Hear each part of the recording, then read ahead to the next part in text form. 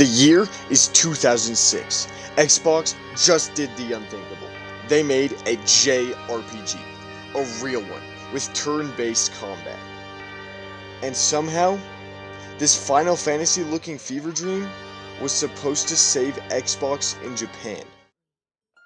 Blue Dragon wasn't just a game, it was my childhood.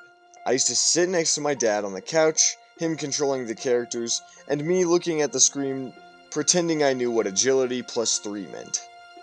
But come on now, this wasn't just any JRPG, it was my JRPG. But to Xbox, it was an awkward attempt to impress a country that didn't really give a shit about Xbox.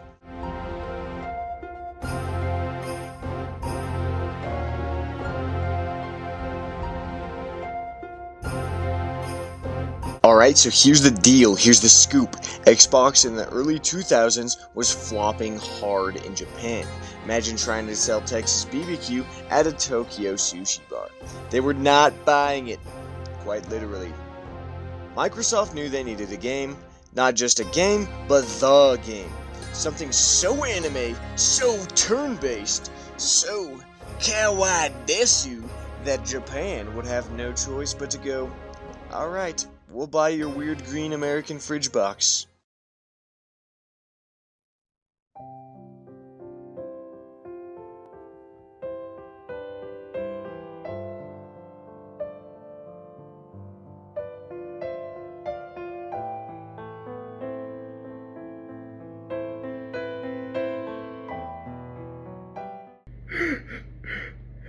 It's just so beautiful.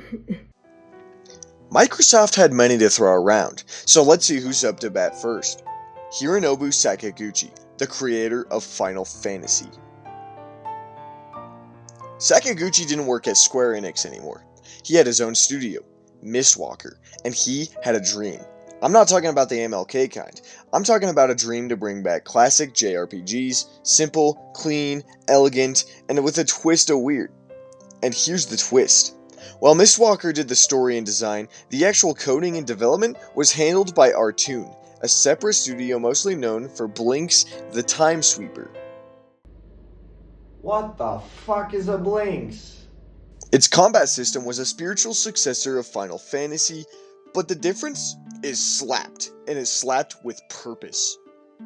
You had a class system where each character could level up jobs, like Swordmaster, Black Mage, Assassin, Support Mage. You could mix and match skills between each classes. The more you grinded, the cross-clash builds you could make. So grinding felt rewarding instead of being the next thing you had to do while watching Cartoon Network reruns.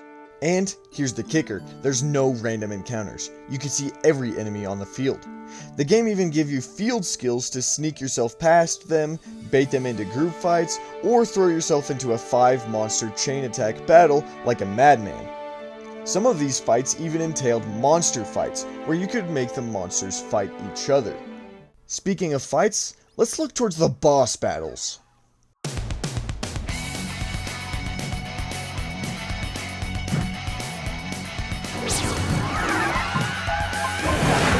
The boss battles in this game are legendary. The character design of the opponents always make them look incredibly challenging. The boss battle track, Eternity, is often criticized for being too whimsical or not something that should be played during boss battles, but I find it quite the contrary. I feel it does justice for all of the bosses, and it's an amazing listen every time. Blue Dragon does a wonderful job of mixing traditional JRPG music that's more fantasy vibes-ish with rock. They do it so well. They treat it with respect as well, and they make it sound phenomenal. Every track today played in the background have all been tracks from Blue Dragon, which was designed by Nobuo Uematsu, who worked on Final Fantasy alongside Sakaguchi. We can also see that the cell shading and the character design, which is from Akira Toriyama, the father of Dragon Ball, allows this game's sound and its visual aspects to hold up incredibly well. Blue Dragon released 2006 in Japan and 2007 for the rest of the world. Microsoft marketed very heavily and also gave it its own anime that was aired on Cartoon Network in sub and dub.